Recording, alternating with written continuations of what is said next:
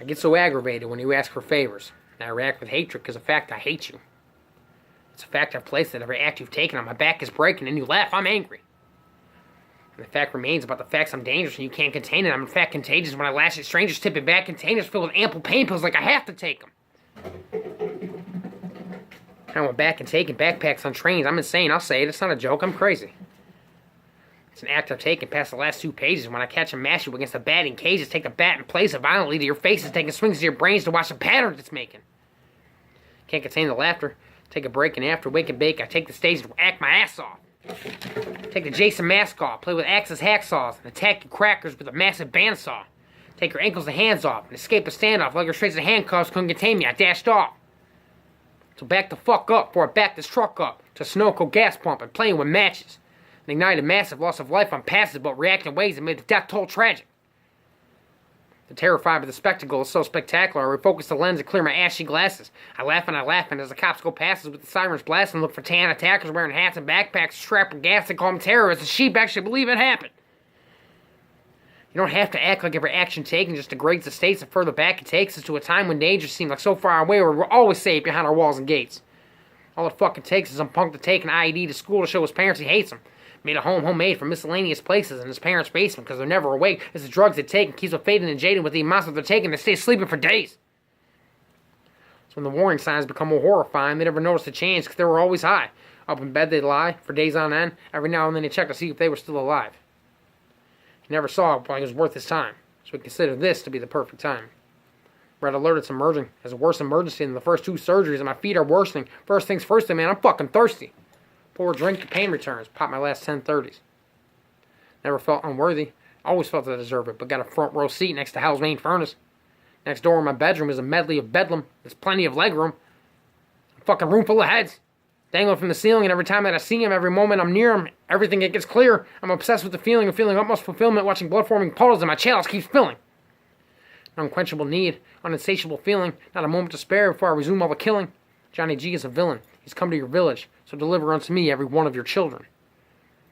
Even brick buildings burn and get so sick and perverted. Every word that he puts on paper reverts back to murder. It's an evil unheard of, never spoken a word of, so I curse you with words I use that you never heard of. Now the student's body is full of gruesome lobby, fresh coat of paint, body parts, and lockers. Just a heartless monster roaming halls for targets to drag across the schoolyard to redecorate the office. My head full of thoughts is awful, regardless if you say that you like it or you think it's appalling. Never met no one's holler with a bigger set of balls, and this baller just hollers to every single wallflower to get off of the wall, because if you think this is all fun ends tomorrow, wait until college.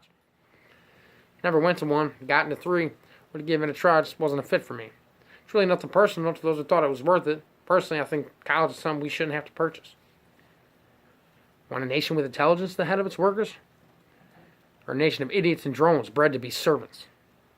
America prefers the most retarded version of every fucking person that'll never be worth shit more than I've ever said in the fucking rest of your life. You useless idiots, kill yourself, you're fucking worthless. I'm trying to word this close enough to perfect. They won't find any fuck-ups after years of searching. Slowly got back to work, first took a lengthy hiatus, but after months of the turbulence, rediscovered my purpose.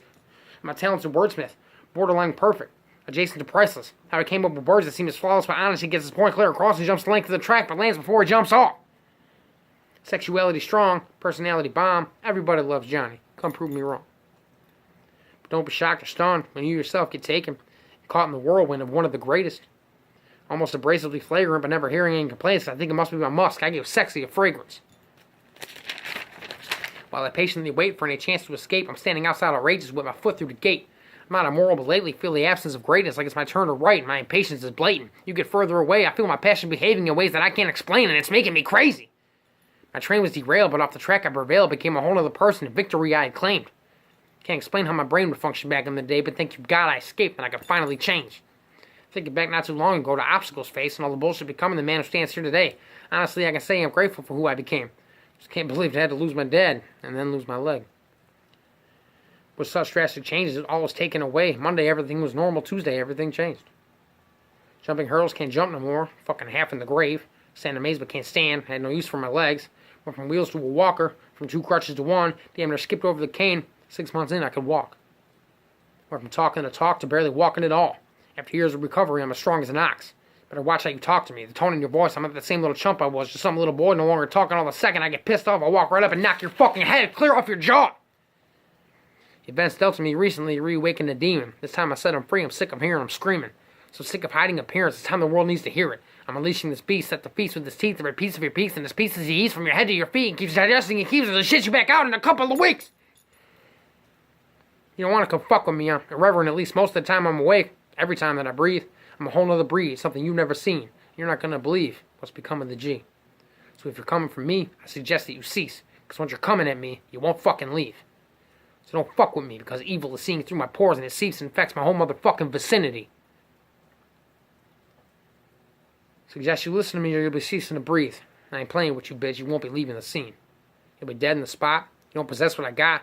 Rotten pieces, all I'll ever find is a fucking compost heap. Once I plaster this track over the whole fucking map and makes it back to Akron, I'll return as a champ, looking back to my high school days, a blast from the past. Never once was I captured without a notebook in hand. Kept the contents private. My thoughts are mine. Only showed one person what's inside of the binding. Not that I tried to hide, but it was mine to hide. So I kept the cover closed inside of prying eyes. Keep this business of mine out of your simplistic minds, because the thoughts that go flying through my mind, they require higher levels of IQ to process the rhymes are from me and not you. You're just wasting your time.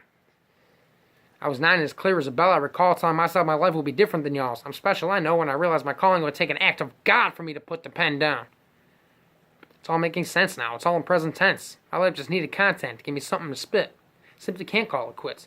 If this is all that it gets, I'll still be writing down lyrics when I'm 106. Don't care who makes it big, because I'm better than them. Better than everyone, with the exception of Eminem. I'll never say it out loud, though. I'll just do it with my pen. My sharp is unstoppable, ever since I woke up again. Caused a blast to all nations from this one wacky Caucasian whose mission in life is spitting out all these verses that's subversive and personal. I'll let you into my world. If I regret you, I bet I'll take it back every word of it. So let me spit lyrics, while some songs may concern you. If I didn't do what this is all, I need intense mental therapy. My Sharpie is there for me. When I need her, she carries me through these obstacles, enabling me to dig and unbury them.